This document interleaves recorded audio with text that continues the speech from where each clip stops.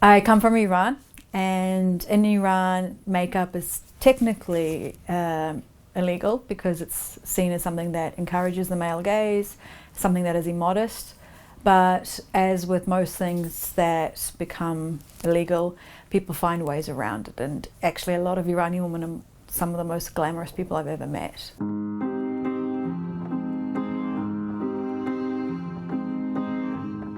Generally speaking, when anyone thinks of that region, they think of what they've seen on screen. Usually negative stereotypes or cliches of, the terrorist or the oppressed woman. In my own work, I try and change that narrative. I decided to write a book of essays. It started off with a chapter about my parents and why we decided to leave.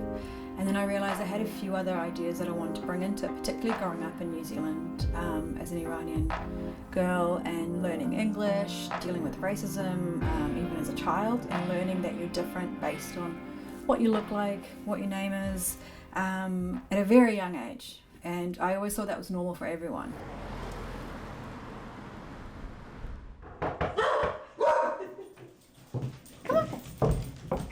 My parents decided to leave Iran for good because of the regime change and the dictatorship basically that they were living under. And in particular, one night when they had a party, they were all arrested, including myself. And I was only 6 and my sister was 1.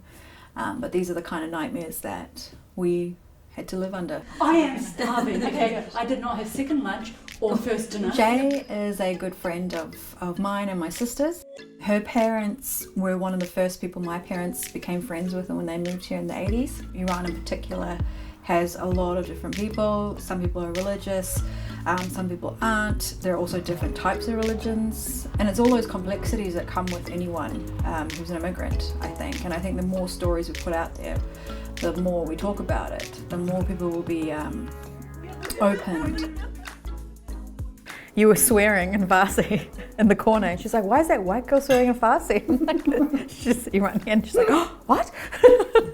Like when I'm sitting with people, I almost get the kind of white experience, for lack of a better word.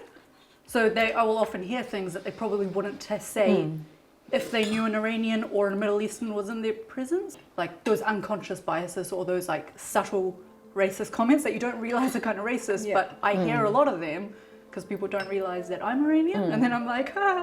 What do they say when you tell them? That you're Iranian. Like in general, when people realize you're Iranian. I think there's a real mixed bag of responses. On the harsher end of it, like when people kind of go, "Oh, but you're basically white," so like they kind of. Yeah, that's what I was gonna say. Like people who you know, like your friends and stuff, when they like throw in the casual racism and stuff like that, and then you say, "Well, actually, I'm Iranian," or I'm this or whatever, and you kind of call them out on it. They're like, "Oh, but you're Kiwi." Yeah, you're basically Kiwi. Yeah. You're basically white. You're kind of just ignoring my entire culture by making that statement. You're saying that's not valid. Yeah.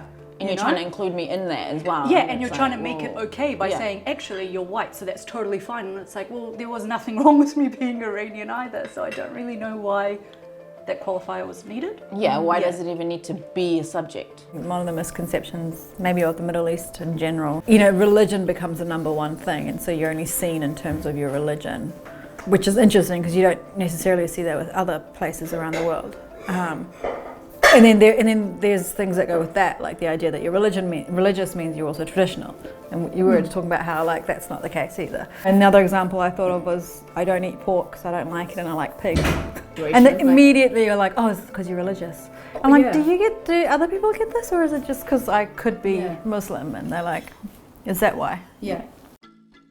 Just the act of talking about your own experience, I think in itself is something quite important, because it kind of brings in all these things we've been talking about, like representation, like getting away from cliches and stereotypes. And being someone who works in the media, I think it's super important because media has such a strong influence over people, whether we want it to or not. And it shouldn't, be the only influence, but it definitely makes a mark.